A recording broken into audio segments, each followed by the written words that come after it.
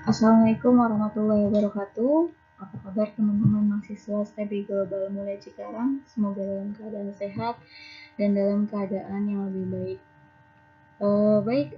Pertemuan kali ini saya akan membahas tentang masalah utama ekonomi makro, di mana baik di suatu negara atau suatu bangsa pasti memiliki masalah perekonomian, yakni hal tersebut dalam rangka mencapai tujuan dan target ekonominya. Jadi tidak ada suatu bangsa atau suatu negara yang baik-baik aja, ya pasti mempunyai masalah yang mereka hadapi. Nah, sini ada beberapa poin yang menjadi masalah perekonomian suatu negara atau yang di sini ada pertumbuhan ekonomi, masalah pengangguran, masalah inflasi, dan ketidakseimbangan neraca. Poin pertama yaitu pertumbuhan ekonomi, di mana pertumbuhan ekonomi dapat didefinisikan perkembangan kegiatan dalam perekonomian yang menyebabkan barang dan jasa yang diproduksi dalam masyarakat itu bertambah dan kemakmuran masyarakat meningkat dalam jangka panjang. Nah, masalah pertumbuhan ekonomi dapat dipandang sebagai masalah ekonomi makro dalam jangka panjang dari periode ke periode lainnya. Kemampuan suatu negara untuk menghasilkan barang dan jasa yang meningkat. Jadi apabila pertumbuhan ekonomi suatu negara ini maju atau berhasil, maka disinilah tercapainya suatu perekonomian yang bagus atau tercapainya kemakmuran suatu negara seperti itu. Nah, di sini ada beberapa faktor yang mempengaruhi pertumbuhan ekonomi. Jadi ada sumber daya alam, sumber daya manusia, ilmu pengetahuan dan teknologi, sosial budaya masyarakat, keadaan politik negara, sistem pemerintah di negara, dan sarana prasarana negara. Yang pertama, sumber daya alam. Apabila sumber daya alam suatu negara bisa dimaksimalkan dengan baik tapi tidak eksploitasi, untuk diproduksi dengan baik, sesuai dengan permintaan, dengan bijak, seperti itu, maka akan mengalami kenaikan pertumbuhan ekonomi. Nah, di sini juga ditunjang dengan sumber daya alam yang mumpuni.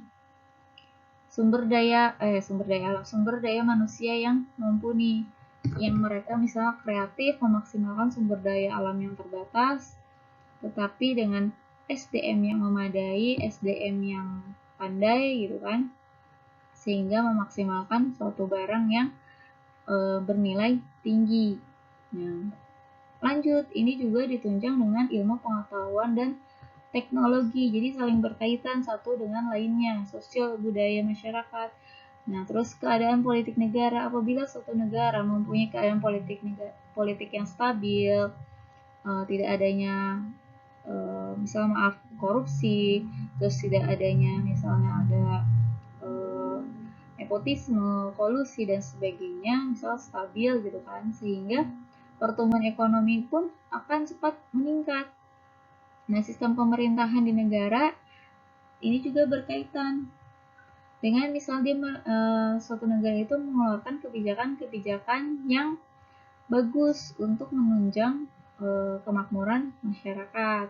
Nah, sarana prasarana di suatu negara yang baik, yang sekarang lagi dibangun kereta cepat Jakarta-Bandung untuk efisiensi jam, efisiensi produksi, sehingga akan meningkatkan pertumbuhan ekonomi.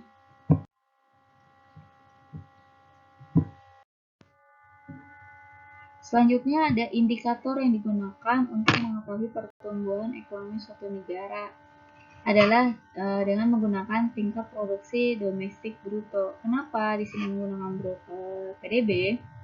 Jadi PDB dihitung berdasarkan jumlah nilai tambah yang dihasilkan seluruh aktivitas produksi di dalam perekonomian. Nah, PDB dihitung atas dasar konsep siklus aliran atau circular flow concept. Nah, itu untuk menghitung PDB mencakup nilai produk yang dihasilkan pada suatu periode tertentu dan batas wilayah perhitungan PDB adalah negara perekonomian domestik. Jadi di sini kita menggunakan domestik ya, atau lebih kecil, yaitu regional. Secara regional yang dihitung untuk mengetahui pertumbuhan ekonomi. Nah, naik di sini adalah masalah yang selanjutnya adalah masalah pengangguran. Jadi masalah ekonomi makro salah satunya yaitu masalah pengangguran, di mana suatu keadaan seseorang yang tergolong dalam angkatan kerja ingin mendapatkan pekerjaan, tetapi belum mendapat pekerjaan yang diinginkannya. Ini disebut dengan pengangguran. Selanjutnya misalnya ibu-ibu yang mempunyai aktivitas di rumah, misalnya ibu rumah tangga. Ini sangat sensitif jika dibilang pengangguran, karena memang kerjaannya sangat banyak, tidak ada habisnya ya.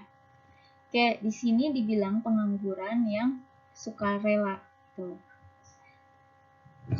Secara teori mereka memang pengangguran, tetapi secara praktek mereka bukan pengangguran, begitu ya. Saya nanti takut dimarahin ibu-ibu rumah tangga, karena jangan sampai mengatakan ibu rumah tangga ini ibu-ibu pengangguran. Sangat sensitif dan sangat marah. Oke, lanjut ya.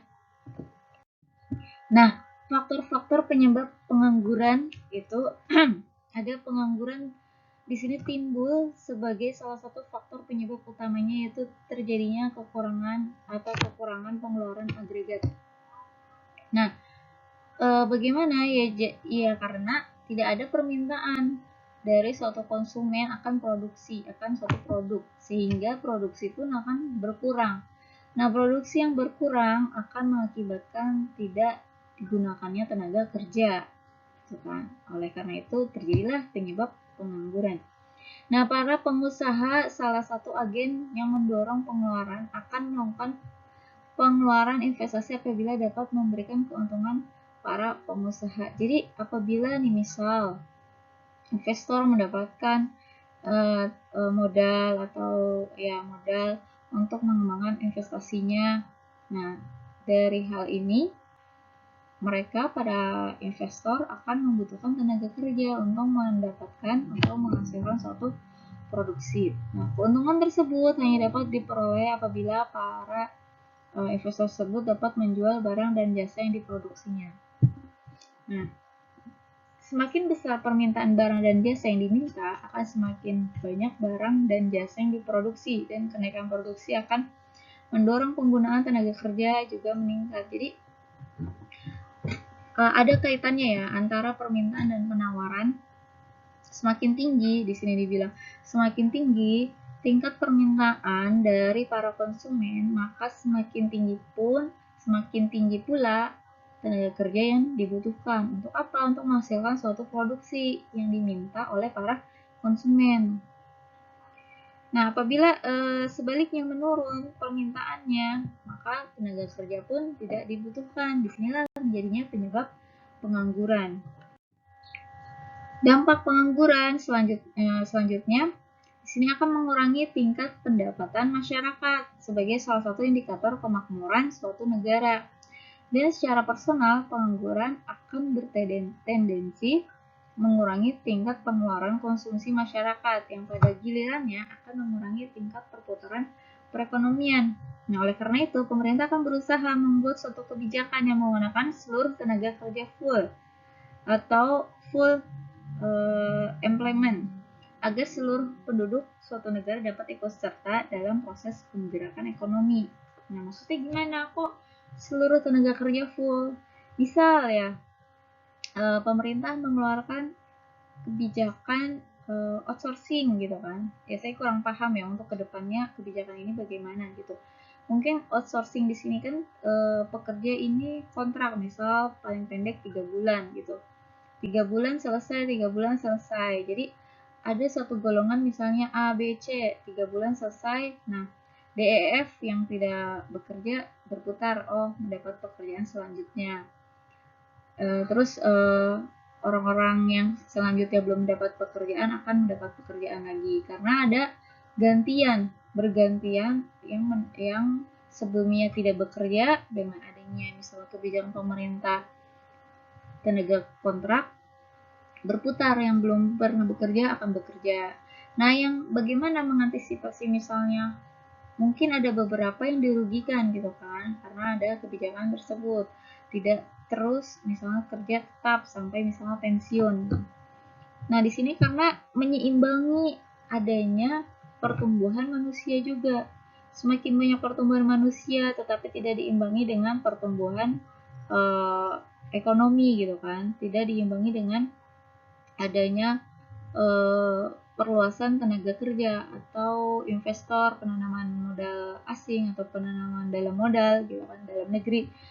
Nah, ini pemerintah pun mengeluarkan kebijakan-kebijakan yang bagaimana caranya gitu kan agar perekonomian tidak menjadi masalah gitu kan. Nah, kemakmuran tetap tercapai begitu. Nah, cara mengantisipasinya mungkin hal-hal yang seperti itu. Mungkin ada beberapa yang mungkin berpikir positif, oh ya udah tahu nih 3 bulan selesai. Mungkin ada yang menyisihkan gajinya gitu untuk setelah selesai kontrak membuka usaha, atau setelah selesai mungkin menjadi modal untuk kehidupan selanjutnya sambil cari kerja yang lain gitu. Nah, beberapa kebijakan-kebijakan yang dikeluarkan oleh pemerintah salah satunya contohnya seperti itu ya, untuk mengurangi pengangguran, karena dampaknya di sini akan mempengaruhi tingkat kemakmuran suatu negara jika penganggurannya tinggi. Selanjutnya masalah inflasi. Nah, inflasi merupakan suatu proses meningkatnya harga-harga secara umum dan terus-menerus. Nah, kenaikan harga dari satu atau dua barang saja tidak dapat disebut inflasi, kecuali bila kenaikan itu meluas pada barang-barang lainnya. Nah, mungkin teman-teman di sini sudah tidak asing dengan inflasi, dengan kebijakan fiskal dan sebagainya yang pada semester-semester sebelumnya sudah mempelajari. Di sini sekilas-sekilas saja ya. Ya, karena misal apa saya contohkan yang sedang update banget gitu kan, kenaikan harga bahan bakar minyak, otomatis diikuti dengan harga-harga lainnya yang ikut naik. Tetapi kita lihat apakah hanya naik turun gitu kan harga barangnya atau naik terus. Nah, itulah yang diklasifikasikan sebagai barang-barang inflasi jika harganya naik terus dan terus-menerus, tidak musiman gitu. Next. Di sini faktor-faktor penyebab inflasi. Ada tingkat pengeluaran agregat melebihi kemampuan perusahaan untuk menghasilkan barang-barang dan jasa-jasa. Terus para buruh atau pekerja dalam berbagai kegiatan ekonomi meminta kenaikan upah. Jika para pengusaha tidak dapat mendapatkan buruh pekerja untuk meningkatkan produksinya, maka para buruh yang sedang bekerja di suatu perusahaan akan terdorong untuk meminta kenaikan upah. Nah, inflasi juga dapat terjadi sebagai akibat kenaikan harga-harga barang impor. Inflasi terjadi sebagai akibat penambahan jumlah uang yang beredar. Jadi, faktor-faktor penyebab inflasi di sini, yang pertama tingkat pengeluaran agregat, itu tingkat pengeluaran secara menyeluruh ya, melebihi kemampuan perusahaan untuk menghasilkan barang dan jasa. Jadi permintaannya tinggi karena mereka pemegang uang yang banyak, tetapi si produsen ini tidak bisa menghasilkan barang dan jasa yang konsumen minta. Nah, inilah yang menyebabkan inflasi. Jadi semakin banyaknya mereka, si konsumen dengan memegang uang yang banyak gitu kan, sehingga ya seberapa besar harganya pun akan dibeli gitu oleh konsumen. Tetapi kan produsen atau ya produksi ini terbatas dalam menghasilkan barang. Nah, dengan hal tersebut, dengan terbatasnya barang yang dihasilkan, otomatis produsen akan menjual pun dengan harga yang tinggi. Apabila dengan harga yang tinggi tersebut, tidak semua kan masyarakatnya yang mempunyai uang, hanya golongan-golongan tertentu. Nah, di lain sisi banyak buruh, tenaga kerja, dan masyarakat lainnya meminta kenaikan upah untuk apa? Untuk menunjang kehidupannya untuk menunjang konsumsi dan jasanya kayak gitu. Karena apabila misalnya di satu sisi pemegang uang berlebih, tetapi tidak semua juga memegang uang, ada beberapa seperti itu. Selanjutnya, dampak inflasi. Di sini ada menurunkan tingkat kemakmuran sebagian besar masyarakat, terutama masyarakat golongan menengah ke bawah. Prospek pembangunan ekonomi dalam jangka panjang akan mengalami kemerosotan dan inflasi cenderung mengurangi kegiatan-kegiatan investasi yang produktif, yang akan mengurangi produksi dan kenaikan impor yang pada gilirannya memperlambat pertumbuhan ekonomi. Nah, jadi inflasi di sini dampaknya sangat luas ya. Kemakmuran, menurunkan tingkat kemakmuran sebagian besar masyarakat karena yang tadi saya bilang, tidak semua masyarakat menghasilkan uang, tidak semua masyarakat memegang uang yang berlebih, hanya golongan-golongan tertentu. Misal di suatu negara ada 10 orang, 5 orang mempunyai uang berlebih, tetapi 5 orang ini tidak mempunyai. Nah, dampaknya 5 orang inilah yang akan kesusahan untuk daya beli mereka. Karena apa? Karena 5 orang yang mempunyai uang ini akan meminta suatu barang yang berlebih gitu kan, sehingga produsen akan mengeluarkan barangnya dengan harga tinggi, tetapi 5 orang yang tidak punya uang kan berdampak tidak mempunyai daya beli gitu. Nah, pembangunan pun akan mengalami kemerosotan karena tidak adanya misalnya uang masuk atau pendapatan negara, mengurangi pertumbuhan ekonomi, dan inflasi cenderung mengurangi kegiatan investasi yang produktif gitu kan. Dan selanjutnya poin terakhir, masalah perekonomian suatu negara itu ketidakseimbangan neraca pembayaran.